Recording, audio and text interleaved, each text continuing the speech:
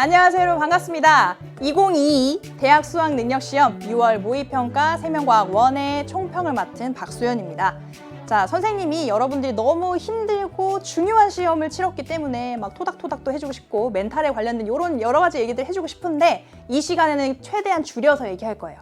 그 이유는 맨 마지막에 설명을 드리도록 하겠습니다. 자, 일단은 6월 모의평가라는 시험을 앞두고 여러분들이 이런 여러 가지 감정에 휩싸이지 않았을까? 긴장도 되면서 두근두근 설레기도 하고, 설레는 건 좀 공부가 많이 된, 준비가 좀 된 그런 과목의 경우겠죠. 그다음에 기대가 내가 얼만큼 점수가 나올까 기대도 되면서 혹시 내가 열심히 공부했는데 잘 안 나오면 어떡하지? 이런 걱정도 했을 거예요. 선생님 같은 경우에는 거의 설렘으로 도대체 이번 6월 모평은 어떤 방향을 짚어줄까? 라는 그런 설렘을 가지고 기다렸었는데요. 그래서 그 결과가 어떻게 나왔을지, 여러분들이 지금 기분이 좋을지 아니면 많은 걱정을 하고 있을지 그런 것들이 좀 궁금합니다. 그런데 이런 6월 모평의 점수보다 뭐가 중요해요? 앞으로 어떻게 해나갈지, 나의 지금 상태가 어떤지를 진단하는 것이 중요하다라는 얘기는 사실 모든 학력평가, 모의평가에서 계속 나오는 얘기예요. 그러라고 보는 시험이니까. 그래서 지금 현재 점수에 너무 낙담하거나 너무 과신하지 말고 앞으로의 방향을 잘 잡아야 할 겁니다. 그래서 지금 보면 이 모평은 계속해서 수능에 어떻게 나올 건지 힌트를 너무 직접적으로 많이 줘왔어요. 작년에도 그랬고 재작년에도 그랬고 계속 그래왔습니다. 그러니까 지금 이번 6월 모평에서 보여주는 방향에 따라서 우리가 잘 정리해서 공부를 해볼 필요가 있겠죠. 그래서 그런 부분들 앞으로 알아볼 텐데 이 6월 모평 전체적으로 총평을 좀 해보자면 1, 2, 3, 5단원은 이래도 되나 싶을 정도로 쉬웠어요. 특히 1, 2, 3단원 같은 경우에. 그래서 우리 근육의 수축 같은 경우는 많이 공부하고 많이 어려울 걸로 예상했을 텐데 기본적인 개념을 묻는 문제가 나와서 허를 찔렀고요. 그 다음에 자극의 전도 문제가 예전이랑 약간 비슷한 조금 생각해내야 되는 그런 문제가 나오긴 했지만 그래도 비교적 평이한 유형의 문항이 출제가 됐습니다. 나머지 부분들도 다 기본 개념을 물어보고 있었고 특히나 5단원의 우점종 찾는 그런 문제들 같은 경우에는 여러분들 이래도 되나 싶었을 거예요.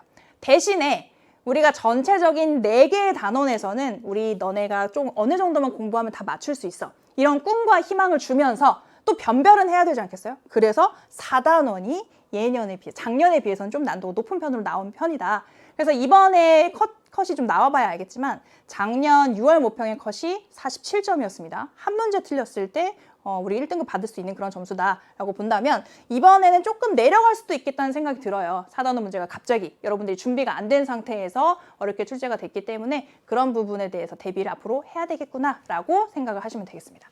자, 그래서 단원별 문항 순위 이렇게 나왔는데 뭐 이게 중요한 것보다는 각각의 문항이 어떻게 출제되는지가 중요하겠죠. 그래서 4단원이 고난도 유형이라든지 아니면 신유형의 문항들이 많이 나왔다라는 거를 짚어보도록 하겠습니다.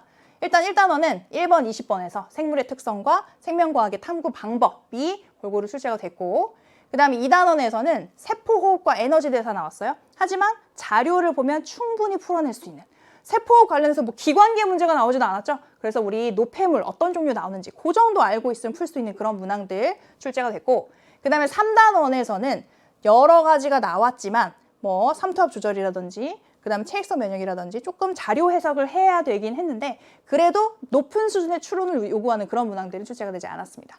그래서 전체적으로 조금 평이했다라고 볼 수가 있겠고요.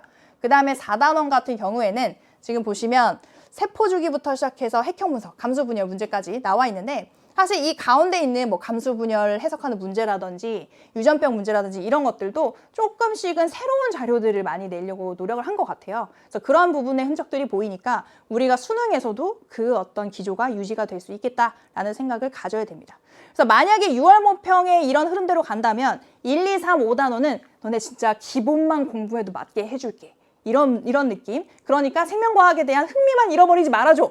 요렇게 여러분들의 발목을 잡으면서 최상위권은 변별할 수 있는 그런 문제들이 나올 가능성이 높다라고 되어 있고 우리 이런 문제들, 어려운 문제들은 특히 연계교재를 통해서 많이 연습을 해야 되잖아요. 선생님이 이 해설을 하면서 그 문항 옆에 연계되어 있는 그런 문항인 경우에는 그 번호들, 페이지들을 써놨습니다. 그래서 그 부분들 참고해가면서 강의를 들으면 훨씬 좋을 것 같아요. 그런 부분.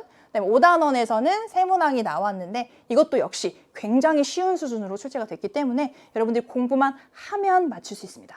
5단원 맨 뒤에 있다고 4단원 다 클리어하고 공부해야지 이러면 안 돼요. 5단원 미리 끝내놓고 그 다음에 4단원 남겨놓는 거예요. 그게 전략적으로 맞습니다. 이렇게 그 단원별로 되어 있었는데 이제 다 봤어. 우리 육모가 끝났어. 그러면 어떻게 해야 되느냐? 수능 준비 전반전이 끝난 거예요. 이제 여기서 한번 끊어주고 갈 때가 됐습니다. 만약에 이번 이제 6월 모평에서 개념이 헷갈렸다. 1, 2, 3, 5단 특히 근육의 수축 물어봤는데 기본 개념 물어봤는데 내가 Z선이 어딘지 몰라서 틀렸어. 그런 경우에는 진짜 깊이 반성해야 돼요, 여러분. 지금 고난도 문제 준비하다가 기본기가 안 돼 있는 거거든요. 깊이 반성하고 그런 부분들을 다시 꼼꼼히 다져나갈 때입니다. 그래서 만약에 그렇게 기본기가 부족한 경우에는 다지면 되고요. 4단원 문제를 내가 접근을 못했다, 손도 못 댔다, 가계도 문제 이거 어떻게 푸는지 전혀 모르겠다 하는 경우에는 우리 수능 특강에서는 이 4단원 문제가 많이 어렵진 않았어요. 그리고 이번 수능 완성 문항이 굉장히 좋습니다. 그래서 4단원 문항이 조금 생각을 해야 되는 그런 문항들이 많이 포함이 돼 있거든요. 선생님도 이번 수능 완성은 특히나 이 4단원에 초점을 둬서 이 부분의 어려운 문항들을 여러분들에게 꼼꼼히 설명하려고 노력을 하고 있습니다. 그러니까 수능 완성 들어와서 선생님이랑 같이 공부를 해나가면 될 것 같고, 그 다음에 기출문제 같은 것들로 계속 반복해서 연습하다 보면 4단원도 오래 걸려서 그렇지 끌어올릴 수는 있어요. 절대 포기하지 말고 맞출 수 있는 데까지는 맞춰보자. 이렇게 여러분들 같이 끌고 나가는 그런 얘기를 좀 해주고 싶습니다. 자, 우리 여름방학 있잖아요. 지금 시간이 없는 것처럼 느껴지더라도 우리는 이 판을 뒤집을 시간이 충분히 있습니다. 그래서 지금 여러분들 아무래도 3학년 1학기 내신이 중요하니까 그 기말고사가 끝날 때까지는 그래도 내신에 좀 집중을 하셔야 되고요. 그 기말고사가 끝나는 그 시점부터 우리는 수능 준비로 달려나가 봐야 됩니다. 그래서 이 여름방학 1시간도 하루도 허투루 쓰지 말고 판을 뒤집는 우리의 틀을 깨는 그런 시간으로 꼭 활용을 잘 해봤으면 좋겠습니다. 그래서 그런 구체적인 방법이라든지 이런 거에 대해서는 선생님이 따로 특강을 하나 마련했어요.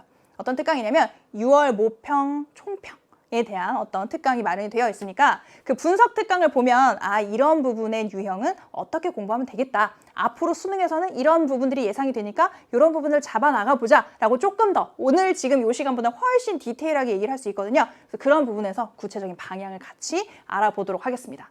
자, 그러면 이제는 우리 이 진짜 해설 강의를 통해서 한 문항 한 문항 같이 뜯어보면서 선생님이랑 실력을 키워 나가보도록 하겠습니다. 그러면 1번 문제에서 만나도록 할게요.